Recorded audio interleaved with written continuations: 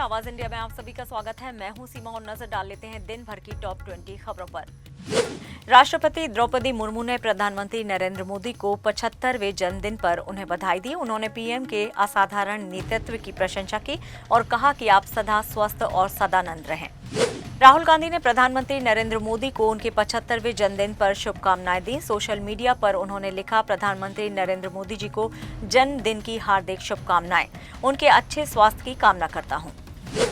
अखिलेश यादव ने भी प्रधानमंत्री नरेंद्र मोदी को उनके जन्मदिन पर बधाई दी। उन्होंने सोशल मीडिया पर लिखा, प्रधानमंत्री श्री नरेंद्र मोदी जी को स्वस्थ, सार्थक और सौहार्दपूर्ण समावेशी सकारात्मक जीवन की शुभकामनाओं के साथ जन्मदिन की हार्दिक बधाई। बिहार के जमुई के कलाकार कुमार दुष्यंत ने प्रधानमंत्री नरेंद्र मोदी के 75वें जन्मदिन पर पीपल के पत्ते पर अनोखी कलाकृति बनाई। उन्होंने 5 सेंटीमीटर लंबे पीपल के पत्ते पर पीएम मोदी के 3 अलग अलग चित्र उकेरे, जिसे पूरा करने में 2 घंटे लगे। देहरादून के टोंस नदी में हुए हादसे पर उत्तर प्रदेश के मुख्यमंत्री योगी आदित्यनाथ ने शोक जताया है। उन्होंने हादसे में मारे गए यूपी के कुछ मजदूरों के पीड़ित परिवारों को 2-2 लाख रुपए आर्थिक सहायता देने का ऐलान किया है। मुख्यमंत्री योगी आदित्यनाथ ने दुर्गा पूजा, दशहरा, दिवाली और छठ पूजा से पहले प्रदेश की सड़कों को गड्ढा मुक्त करने के निर्देश दिए हैं। उन्होंने अधिकारियों को मरम्मत कार्य में तेजी लाने और कार्यों में पारदर्शिता सुनिश्चित करने को कहा है। मुख्यमंत्री पुष्कर सिंह धामी ने देहरादून में भारी बारिश के बाद राहत कार्यों की समीक्षा की। उन्होंने अधिकारियों को तेजी से राहत पहुंचाने और लापता लोगों की तलाश करने के लिए निर्देश दिए हैं। शासन प्रशासन पूरी तरह से अलर्ट पर है।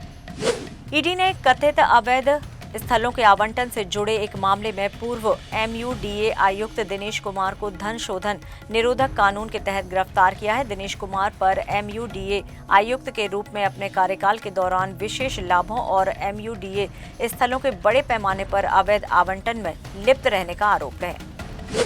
मीनापुर में महात्मा गांधी की प्रतिमा पर भाजपा का झंडा लगाने से विवाद हो गया है। तेज प्रताप यादव ने प्रतिमा को दूध से धोकर उसका अभिषेक किया और भाजपा आरएसएस पर गांधी का अपमान करने का आरोप लगाया। छत्तीसगढ़ में प्रतिबंधित भारतीय कम्युनिस्ट पार्टी के शांति वार्ता को सुगम बनाने के लिए अपने सशस्त्र संघर्ष को अस्थायी रूप से स्थगित करने की घोषणा की।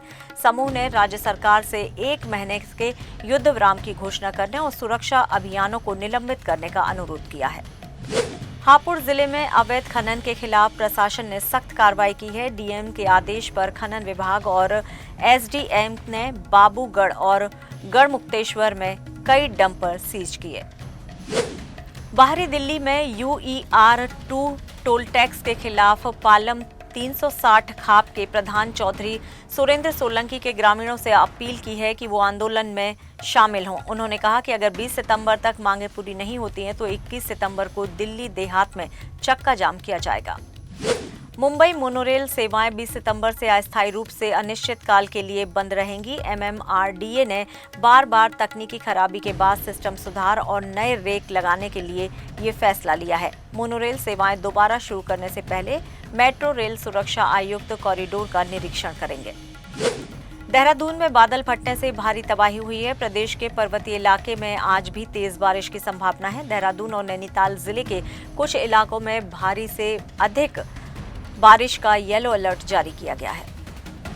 कनाडा और भारत के बीच राजनयिक रिश्तों की बहाली की खबरों के बीच खालिस्तानी संगठन सिख फॉर जस्टिस ने वैंकूवर में भारतीय वाणिज्य दूतावास पर कब्जा करने की धमकी दी है। संगठन ने भारतीय कनाडाई नागरिकों से उस दिन दूतावास की यात्रा टालने की अपील की है। SFJ ने भारतीय उच्चायुक्त दिनेश पटनायक को निशाना बनाते हुए एक पोस्टर भी जारी किया है। राष्ट्रपति ट्रंप ने टिकटॉक को अमेरिका में उपलब्ध कराने की समय सीमा बढ़ा दी है। अमेरिका और चीनी अधिकारियों के बीच बातचीत के बाद समझौते की रूपरेखा को पूरा करने के लिए समय दिया गया है। ब्राजील के पूर्व राष्ट्रपति जेयर बोल्सोनारो को जेल में बीमार होने के बाद अस्पताल ले जाया गया। उन्हें हिचकी, उल्टी और लो ब्लड प्रेशर की शिकायत थी। बोल्सोनारो को 2022 के चुनाव में हार के बाद तख्ता पलट की साजिश रचने के आरोप में 27 साल की जेल की सजा हुई है। घरेलू शेयर बाजार में बुधवार को हरियाली रही। शुरुआती कारोबार में सेंसेक्स 262 अंक बढ़कर 82,643 पर और निफ्टी 85 अंक चढ़कर 25,324 पर आ गया।